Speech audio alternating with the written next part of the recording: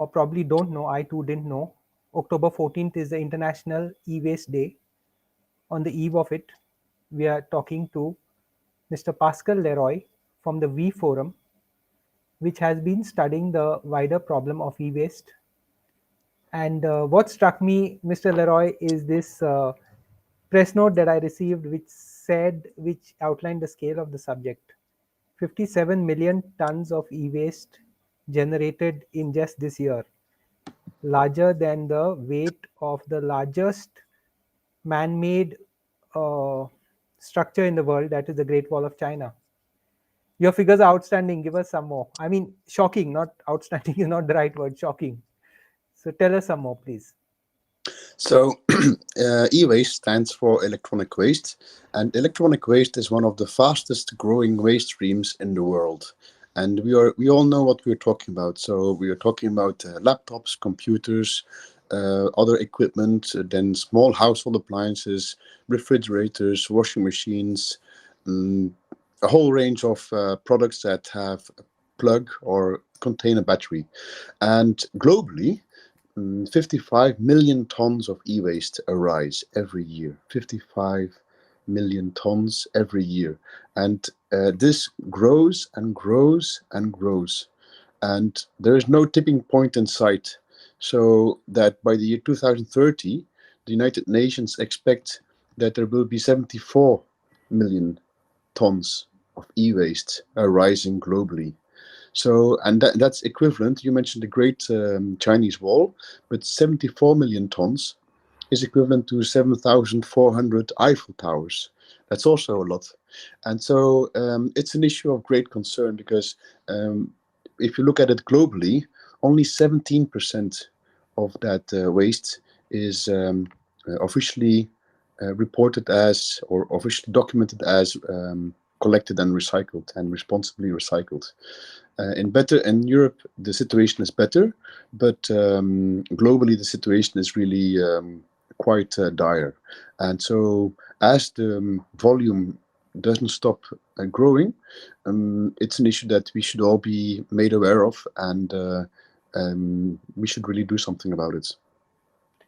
So, Mr. Leroy, since when has the problem first come up? I know we are using a whole lot of devices and iPhones. I mean, smartphones and computers and a whole lot of things. But when was the tipping point? When did the globe realize it to be a problem? It has always been a problem because a piece of e-waste contains toxic elements. And not all items contain toxic elements to the same degree, of course. But for example, a flat screen contains mercury in backlights. Also, the energy-saving lamps contain mercury. There's CFCs in all refrigerators, or HCFCs or HFCs. These are toxic elements. They have a huge global warming potential, and they deplete the ozone layer. And then you have also flame retardants, brominated flame retardants, that when they are released to the environment, they pollute the environment. So it has always been an issue. Of course, the products are less toxic than they used to be, than let's say 20 years ago. But still, due to the quantity, the sheer volume of e-waste, it remains an issue. Could you tell us a bit about the V Forum? V Forum, which you're the I mean, you're the organization which you head. Exactly. So the V Forum, V stands for Waste, Electrical and Electronic Equipment. So it's a synonym for e-waste, let's say. And the V Forum is a not-for-profit for impact association, and 45 producer responsibility organizations are members of the V Forum. So producer responsibility organization is an organization that collects electronic waste from households and businesses and has it properly managed. And our member in India is Karo Sampa, but we also have members in the Americas and, of course, in Europe, where we started, Africa, Asia, and Oceania. So, just to understand that I get you right, it is an association of people who are part of the sector, or what? Yes, exactly. So the members of the V Forum are all mandated by producers because you should know that many countries now, 70% of the population globally, is living in a country where you have what they call EPR legislation, extended producer responsibility. So in many countries, and producers are responsible for the management of the waste arising from the products. So they call this extended producer responsibility. In Europe, we have had this legislation for more than 20 years. In other countries in Africa, Latin America, it's relatively recent. India, it's also 3-4 years old, if I'm not mistaken, or 5 years. And so producers are made responsible for the waste arising from the products. So that's the essence of EPR legislation. And the countries where this has been implemented are countries that have made big progress. For example, in Europe, producers have made huge efforts in putting in place a dense network of collection points, for example, and in managing the e-waste, having it properly and responsibly recycled. But of course, the countries where this is relatively recent is now facing big problems. And but of course, we are here to find solutions and to see if we can. If the global north can help the global south finding solutions. I really like some of your figures because they are so shocking in the extreme way. For example, you say that people believe that 40 to 50% of e-waste are recycled, but this is not really true. The figure is close to 17.4%. That's one figure which I took out from the facts that you passed around. The second, you talk about a large number of mobile phones lying in people's shelves and drawers. Maybe in the numbers are also quite mind-boggling here, and also per citizen, about 4 to 5 kilos of unused electrical and electronic products are hoarded in Europe prior to being discarded. And I think the figures also give a hint of the seriousness of the problem. Would you agree? Sorry, can you ask that question again, please? Yes. So the figures are kind of giving us a hint of how serious the problem is. But do you have Exactly. any? Yeah. Sorry. Yeah. They give a hint as to the seriousness of the problem and the scale of the problem. For example, in France, up to 113 million unused phones are sleeping in drawers. 113 million. It's an incredible amount of phones, and each phone contains many valuable resources and elements such as aluminium or even gold or cobalt, silver, copper, and so we need to recover these materials. Otherwise, they are lost, and we have to mine them again. Mining all these elements is very environmentally polluting. It harms the environment, and so it's really the phones, smartphones, or cell phones in general are one of the products that do not come back to recycling plants because people are concerned about privacy issues and because people think that all their photos will be gone forever and so on. So, but let's say even there are many phones in the drawers that no one uses anymore, and you should bring them back to a collection point. So what each of us can do in practical sense is go check your drawers, check the boxes in the attic, check the boxes in your basement, in your garage, and see if you've got electricals that you never use again, and even better, that are not functioning anymore. Because these are the ones that can be either repaired or donated if they are still functioning, or can be recycled. But it's very important that we unclutter our houses, our homes, and that we return the used electricals. So, Mr. Leroy, if I get you right, your suggestion is this: if you have an electronic device or electrical device, make sure you're using it. If it's not working, try to repair it. If it can be repaired and you don't need it, donate it or recycle it. And even if it's totally gone, then get rid of it in a proper healthy manner. Exactly. You have to. We as consumers, we should all be more mindful in the way we shop, and in the way we use our products, and in the way we dispose of them. So before we buy something, ask ourselves the question: do I really need this new product?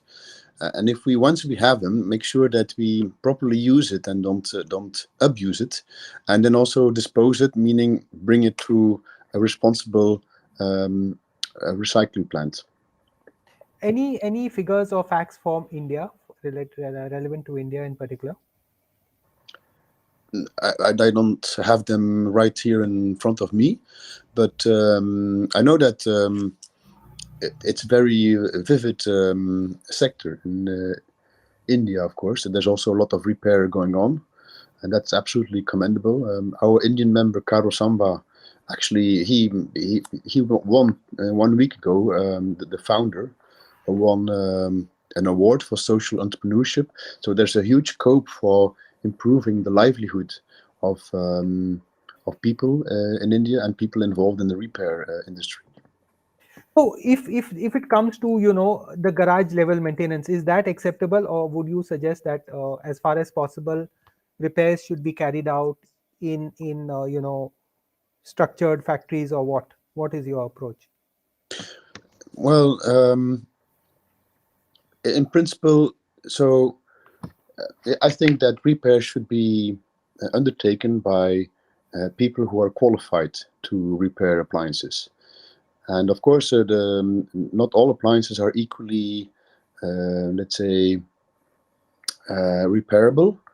Um, it's something that we are working on, but in first instance, it should be people who are qualified to repair. And then the argument would be that many parts of the world don't have this infrastructure, these facilities to repair things or to safely dispose of them. What would be your solution there?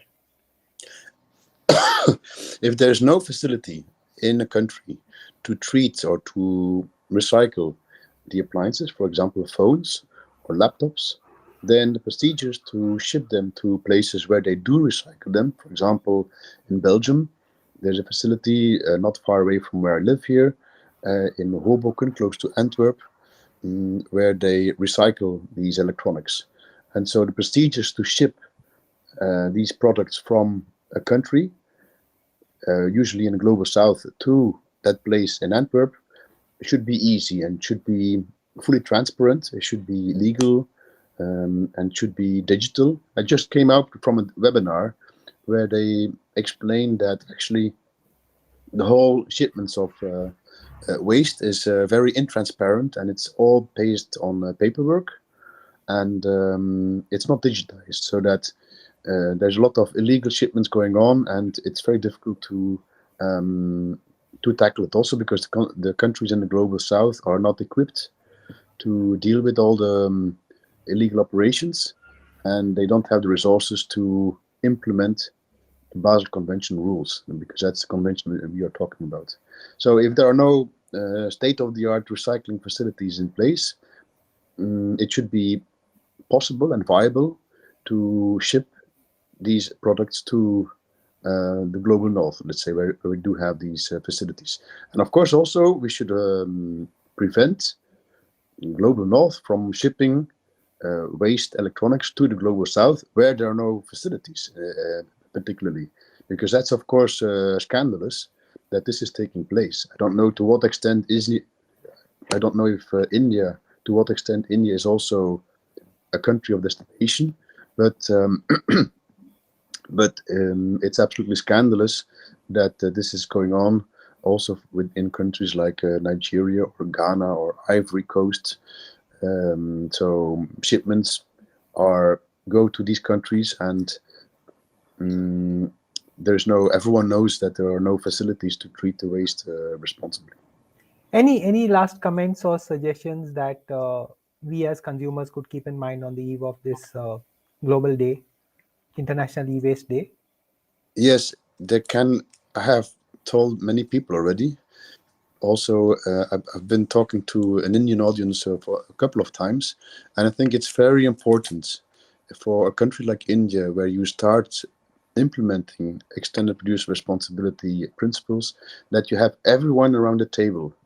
So not only the producers, but also retailers that also accept end-of-life electronics, the authorities, enforcement authorities, for example, the Environmental Protection Agency, the informal sector also, because in India you have a very strong informal sector, people who informally repair products and so on, and sell them on, and buy components and parts and so on. But you should make an effort to bring all these people around the table, so that we know who are the actors in market, and so that we know what, so that you know what you're talking about. What does your market? So it's really important that how much of the operations are actually documented and are formally accountable.